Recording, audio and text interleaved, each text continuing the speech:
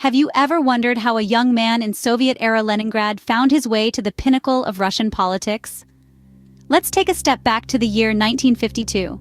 Amidst the hustle and bustle of post-war Leningrad, now known as St. Petersburg, a baby boy named Vladimir Putin was born. He was just an ordinary child in an ordinary city, with no inkling of the extraordinary life that lay ahead of him. Growing up in the shadow of the Soviet Union's power, Putin developed an early interest in politics.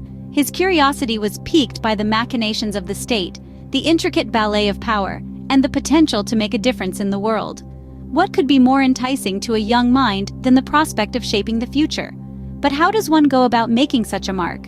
For Putin, the answer came in the form of the Soviet Union's Communist Party. In 1973, at the tender age of 19, he made the decision to join the party. This was a bold move for such a young man, but Putin was undeterred.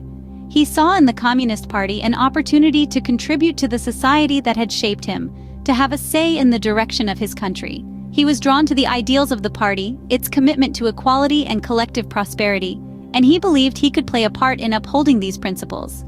But joining the Communist Party was more than just a political statement for Putin. It was a commitment to public service, to working for the betterment of his fellow citizens. It was also a stepping stone, the first step on a path that would eventually lead him to the very top of Russian politics. This marked the beginning of Putin's political journey, a journey that would take him to the highest office in Russia. But the road to power is never smooth, and Putin's path was no exception. Join us as we delve into the twists and turns of his remarkable career in the episodes to come. From the Communist Party to the KGB, Putin's path to power was far from straightforward. After joining the Communist Party at the tender age of 19, Putin moved on to the next phase of his career. In 1975, he joined the KGB, the main security agency for the Soviet Union. He was first stationed in Leningrad, where he worked on surveillance assignments. It was a tough job, but it honed his skills and gave him a deep understanding of the workings of the state. In 1985, Putin was transferred to Dresden, East Germany. Here, he worked under the guise of a translator while serving as a KGB officer. It was during this time that Putin learned about the intricacies of international politics and diplomacy. He saw firsthand the fall of the Berlin Wall, the symbol of divided Europe, and the subsequent collapse of East German communism. This experience deeply influenced his political ideology and leadership style, instilling in him a strong sense of nationalism and a drive to prevent the disintegration of his homeland. After the dissolution of the Soviet Union, Putin returned to Leningrad, now renamed St. Petersburg. He entered local politics as an advisor to the mayor Anatoly Sobchak. His work ethic and dedication quickly caught the attention of his superiors. Putin was soon promoted to deputy mayor, marking his first significant political role. During his tenure, he focused on promoting foreign investment and improving the city's infrastructure, which helped him gain popularity among the locals. Throughout his early career, Putin demonstrated a knack for navigating complex political landscapes. His experiences in the KGB and local government cultivated his skills in diplomacy, leadership, and strategic planning. These qualities, coupled with his unwavering commitment to his country, paved the way for his future political success. Putin's rise through the ranks was steady, but his biggest break was yet to come. The 90s were a tumultuous time in Russia, but for Putin, they were a time of incredible opportunity. As the decade dawned, Putin found himself appointed as the deputy mayor of St. Petersburg, a position of considerable political influence. This role allowed him to exercise his talents in negotiation and diplomacy, navigating the city through the stormy seas of post-Soviet Russia's economic and political turmoil. In the mid-90s, Putin's political star continued to ascend when he moved to Moscow. Here, he began working closely with then-President Boris Yeltsin.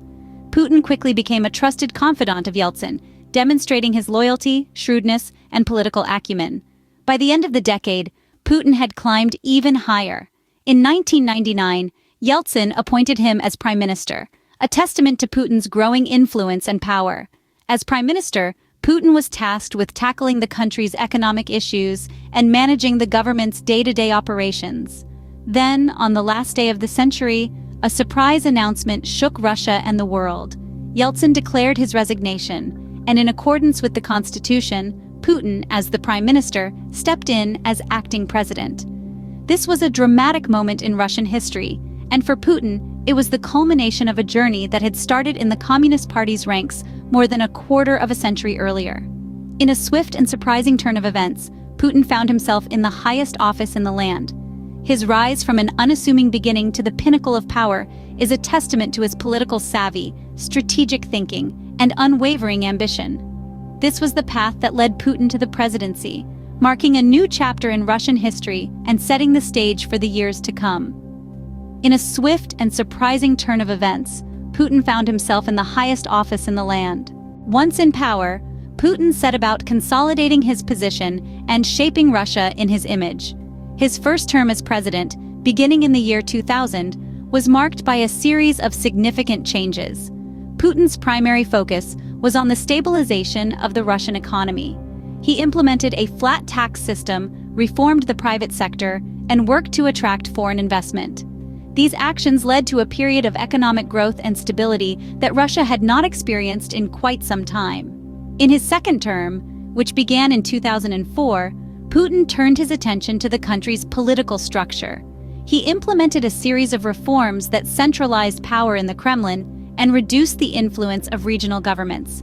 His administration also exerted more control over Russia's media outlets, which had a significant impact on the dissemination of information.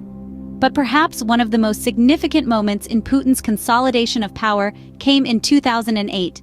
Despite having served the maximum of 2 consecutive terms as president, Putin found a way to stay in power. The constitution was amended to extend the presidential term from 4 to 6 years. Putin served as prime minister under his successor, Dmitry Medvedev, before returning to the presidency in 2012 for a third term. These actions were not without controversy. Critics accused Putin of undermining democracy and concentrating too much power in his own hands. Supporters, however, saw these moves as necessary steps to maintain Russia's stability and global standing. Putin's grip on power seemed unshakable, but his journey was far from over. So, where does that leave Putin today? And what does his early political journey tell us about his leadership?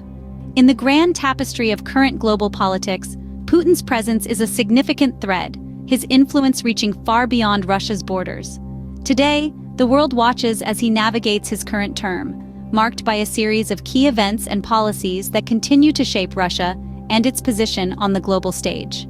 Under his leadership, Russia has become increasingly assertive, flexing its muscles in the geopolitical arena.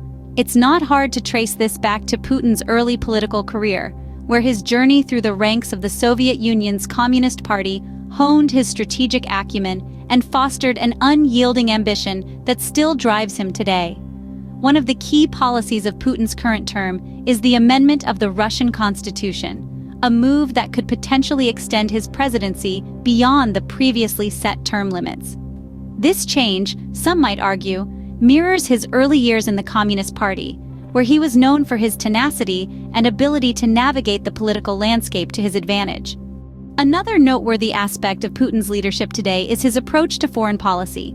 Russia's stance on various international issues, from the Syrian conflict to cyber warfare, reflects a strategic mind that was shaped in the crucible of Cold War politics.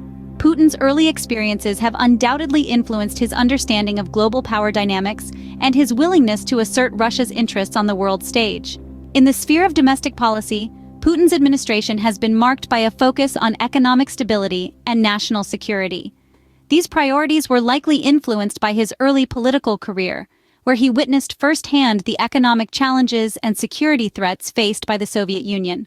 From the Communist Party to the presidency, Putin's political journey is a testament to his tenacity, strategic acumen, and unyielding ambition.